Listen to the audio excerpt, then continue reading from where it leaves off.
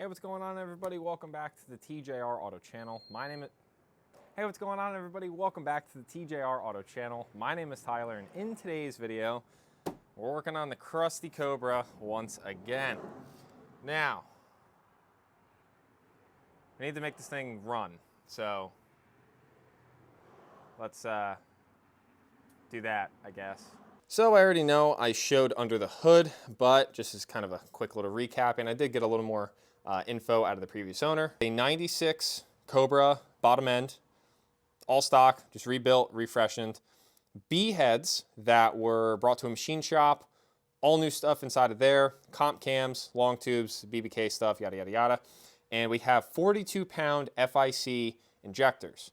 Now, the only reason this car has 42-pound injectors is because the tuner who dyno tuned this car, and the car made 320 wheel with the stock injectors, he said for whatever reason, the stock injectors needed to go and he needed to buy some fancy ones so that they were more easily tunable and he could make more power with them.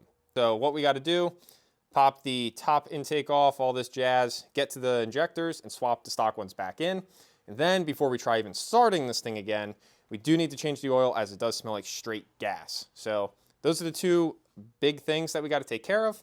Hopefully everything goes smooth. I know this engine basically was freshly rebuilt or put together, so we shouldn't have a problem with getting bolts out or gaskets. You know, they shouldn't tear or anything like that. So it should be relatively easy, but I also have no idea what I'm doing. So I guess let's just dive right in.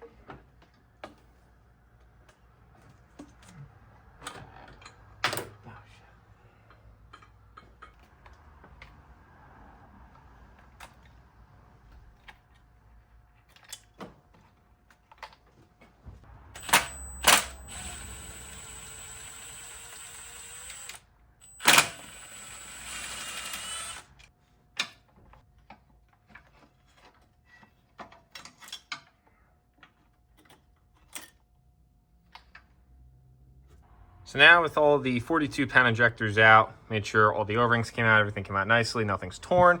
So those are good to throw on the shelf or potentially sell. But now we have the stock injectors, which we need to inspect the O-rings. I already did, they're all good.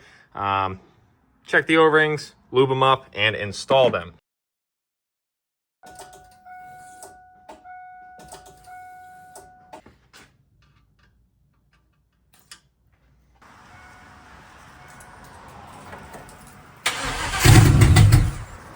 Okay, timeout.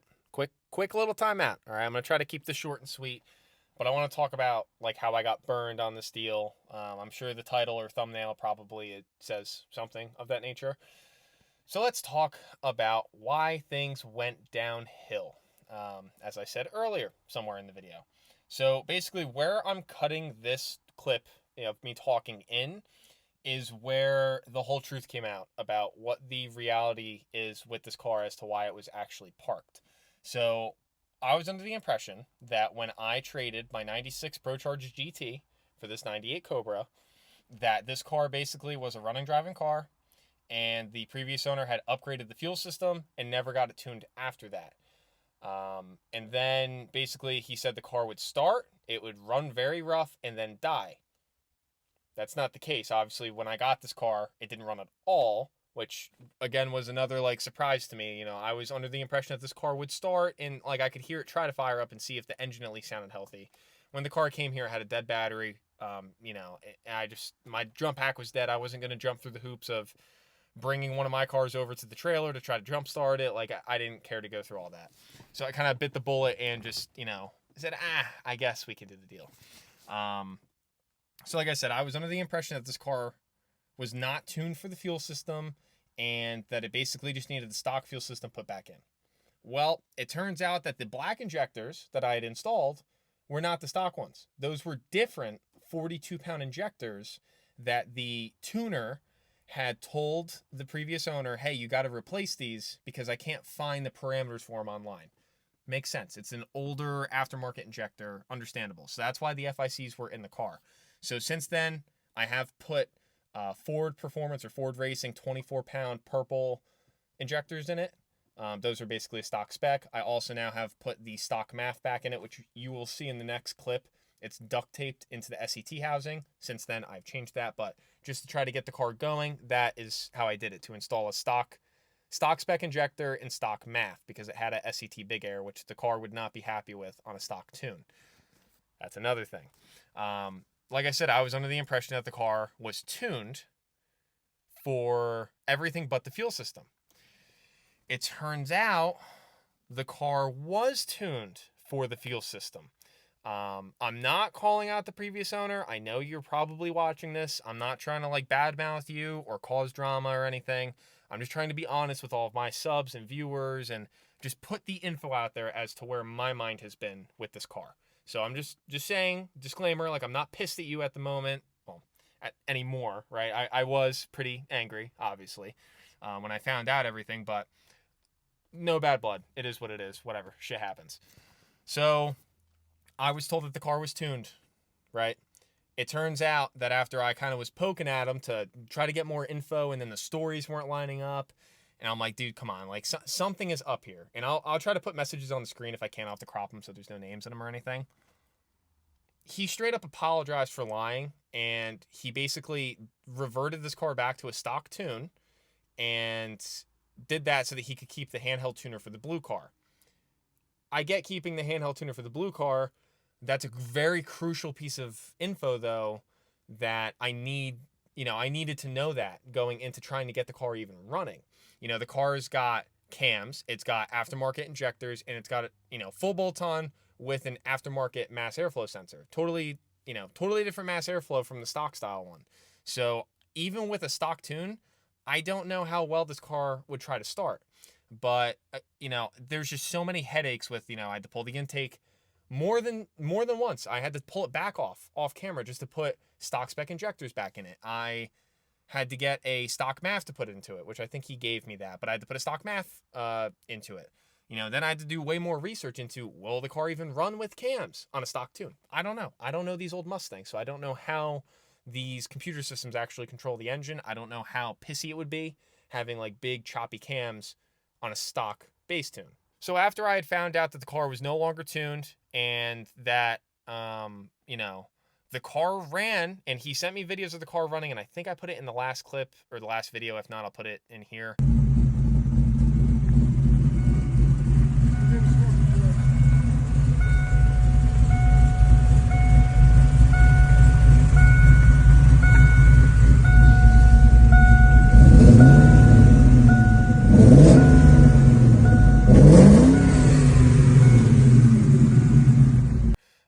He sent me videos of the car running after it got tuned, and he had said that the tuner messed the car up, it didn't run right, he started throwing parts at it, and then it stopped running. So that's why it was parked, because he couldn't get the car to even run after throwing parts at it, like an IAC, intake air temp, all the sensors basically he tried replacing, and then the car would no longer start at all. It's doing what the beginning part of this video did, where the car literally sounds like it's trying to run on 4 cylinders. Because that is exactly what it was trying to do. So it turns out the car was parked for a different reason. The car was not running for a different reason. And yes, the previous tuner or the previous owner did say in the description that the car needed a tune.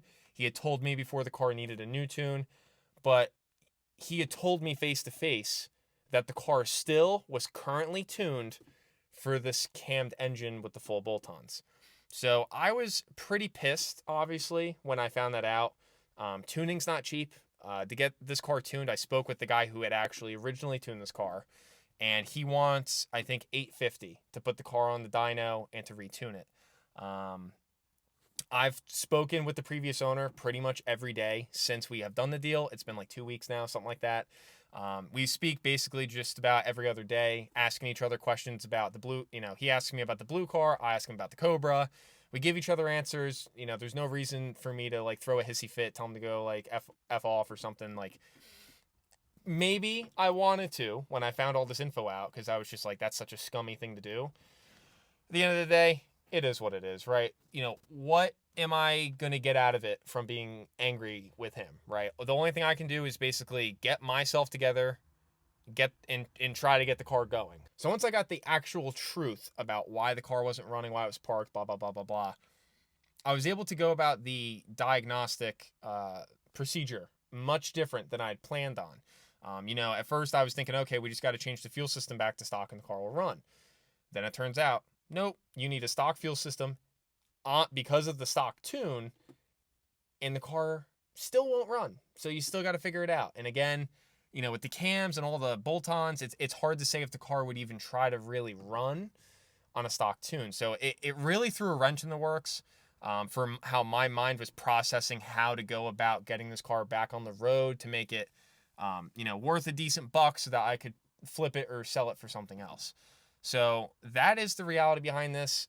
Technically, I did get burned. I mean, it took me a couple days of playing with this car before I got that information. So to anybody watching that has had something similar happen, you know that just like is really grinding the gears in your head, because your mind is already in so many places trying to figure out what's going on. And then you get hit with the reality of what's going on, and it's totally opposite ball field of what you were told originally. So it threw a big wrench in the works, but obviously, as we do here at TJR Auto, we kept chugging along.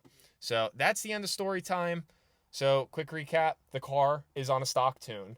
The car now has 24-pound injectors. The car now has a stock MAF.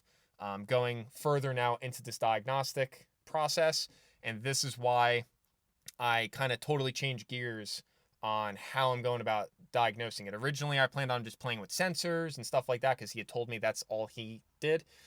Obviously, now that we know it's not that, it is totally something different, we got to kind of back up a couple steps and then look at it at a different approach. So that is the story on the Cobra. I have been very busy with this car. Trust me, I've been putting way more time into it than I planned on.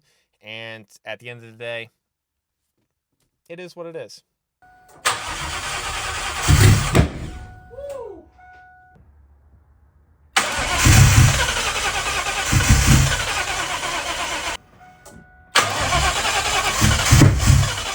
With my little power meter probe tester thingamabop, have it grounded to the alternator case. If I touch the positive terminal on the battery, showing about 12.1 volts, should be a supple amount of voltage to do some diagnostics. Now, inside the cabin of the car, I have the key turned to the on position. Obviously, it's not cranking, but it's as far forward as it can before cranking. And I pulled the 20 amp fuse for the fuel pump just so we don't have to keep dumping fuel in this motor unnecessarily.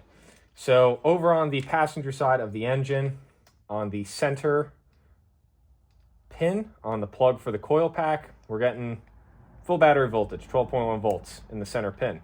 On our outer ones, we get nothing with the car not cranking or running. But again, our center one is getting 12.1. If we go into our little radio resistor thingamabop, we're also showing 12.1 volts, right? So we have full power as well into this wire. And the wire that goes into this guy seems to be the same one in the middle here. So that's why we're seeing power on both ends. So we're good on that coil. Now we go over to the driver's side coil. Center pin, on either side of it, nothing. Same deal with the other terminals in this plug, as well as this little resistor guy thingy mabop. We got nothing. So we definitely are not getting ignition power, let's say, to the driver's side coil pack. So there's many ways that you can go about trying to diagnose this. I'm still trying to figure out the way that I want to go about it. Thankfully, my buddy Alex is, I've been fortunate enough that he was able to send me some very detailed wiring diagrams for basically the engine harness on a 98 Cobra. So that's going to make my life a lot easier, trying to dive through this wiring and whatnot. I already started tearing some of the loom off, just checking for breaks. All these wires are so, they're so old and so brittle. I mean, you can see just how many splices have been done, most likely just from broken wires, just from heat, just so many heat cycles and being almost 30 years old. It's kind of just how things get. So after some further looking, it turns out that the center pin on both of these coil pack plugs, and it is the same wire that goes into these little resistors here for the radio.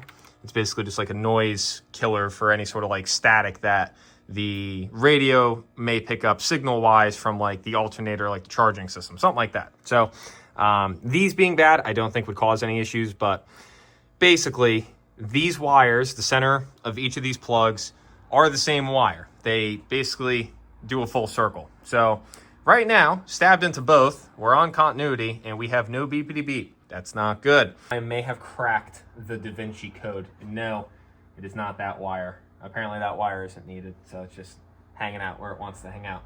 Anyways, I have my red lead shoved into the center pin on that coil pack plug. And earlier, I believe I did this on camera too. If I shove into the coil pack plug on the driver's side, we get nothing. Meanwhile, I already said it, this is one circuit. So that wire should have continuity from here to there, right? So I pulled all the loom off over here, which was just horrible. Started just trying to trace like it to confirm it goes that way and doesn't come down this harness. But anyways, plug to plug, we do not have continuity. That's not good, obviously. So as I was pulling the loom off, and I kind of skipped over this area, I'm like, all right, let me jump back, like a foot out of the way, just into a fresh area and see if we have any continuity. So now if we jump back to here, right before the IAC, so we have continuity from the plug there, through the whole circuit, all the way to this point. So then I scooched up a little bit more, and I said, well, there's nothing wrong here except for this plug, this little guy, is very corroded. So I cleaned it off and nothing, no continuity. I'm looking at this and there was a little pinhole, very small pinhole inside the wire casing. So I ended up slicing it long ways and I pulled the copper strands directly out of it. And you can just see it is very dirty. It is very nasty, not happy.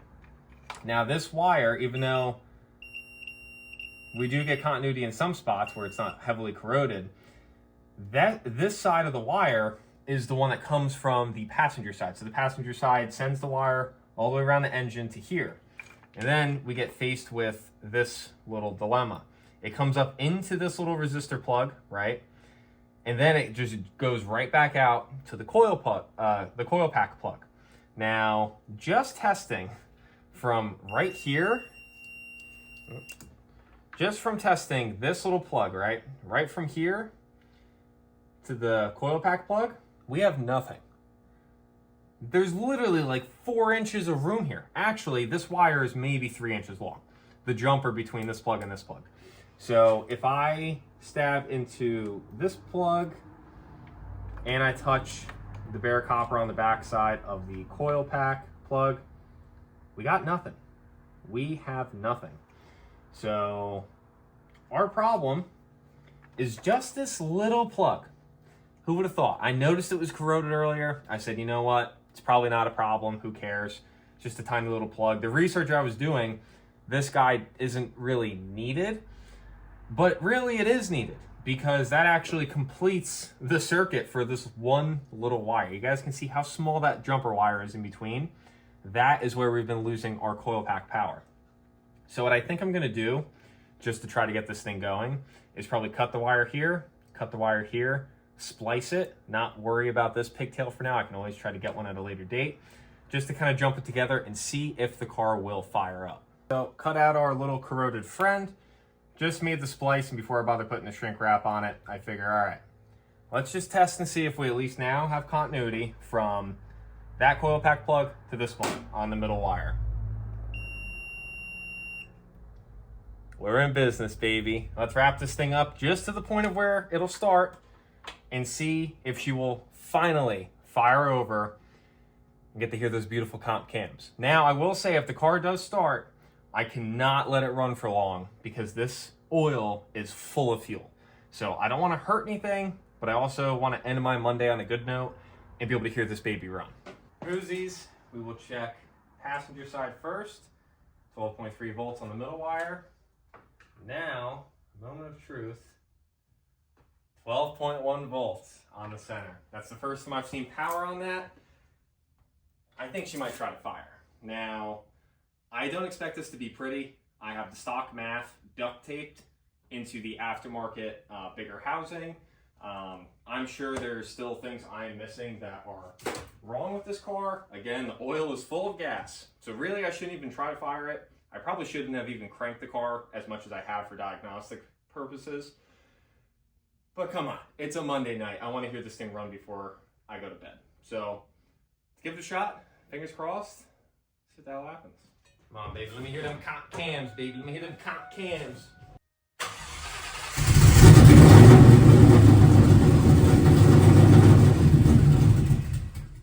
My knowledge, that is the first time this car has ran in like 2 years. So now that I know it runs, and it didn't sound horrible. I don't know, it's definitely loud, there's no exhaust on it, but I guess I'm buying oil tomorrow when I leave work. I'm gonna come home, do an oil change, and we're gonna try firing this bad boy up again. Oh, mama. Oh my. Wow. Oh, look at this sludge. Ooh, baby. I'm just gonna call that break-in material. But she's a little runny, to say the least. Oh. Let me give a quick shout out to my buddy Mike for giving me these oil wrench pliers for my birthday. These things are sweet. This thing was on so tight. I tried doing my normal trick of putting on some rubber gloves to be able to get like a better grip on it. This thing was not budging, but thankfully these pliers fit perfectly in here. I was able to grab the filter and really give her a good old pull and get her out. I personally don't like doing the screwdriver trick where you stab it and try twisting it. It never goes as planned. It makes a mess, but this is just beautiful. Oh, look at that. Look at that. Oh, amazing. Mike, shout out to you, brother. Oil has been changed. Currently, I put 8 quarts of 530 in it, fresh filter. We had 10 quarts, roughly, just about 10 quarts of fluid came out of this. This does have an aftermarket Moroso. I believe it's an 8-quart pan. So I put 8 quarts in it. It's full on the dipstick. We're going to see what happens.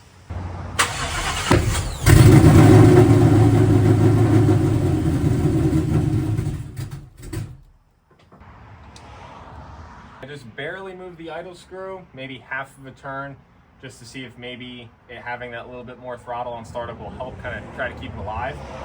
When I spoke with the tuner that had previously tuned this car, and again, we're currently on a stock tune with comp cam, so it's really a recipe for disaster. He had said that with the stock math, which we have duct taped into an aftermarket housing, and with stock spec injectors, Ford Racing 24 pounders, the car should run, but idle probably won't be too happy. I still hear the car backfiring a pretty fair bit. I don't know why that is, but if we can make this car movable so I can at least pull it out of the garage so that when I have to work on something else I have the space, I'll be a happy camper.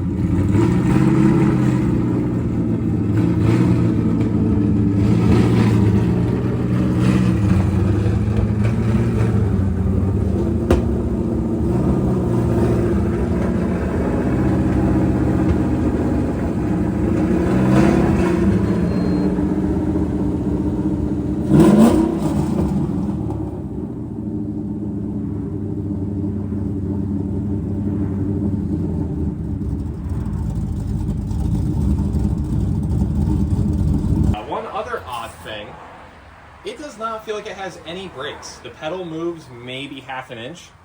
Like the brake pedal moves half an inch, no joke. So we're probably gonna have to dive into that before we can actually go have some fun in it. Alrighty folks, well that's gonna be a wrap on today's video.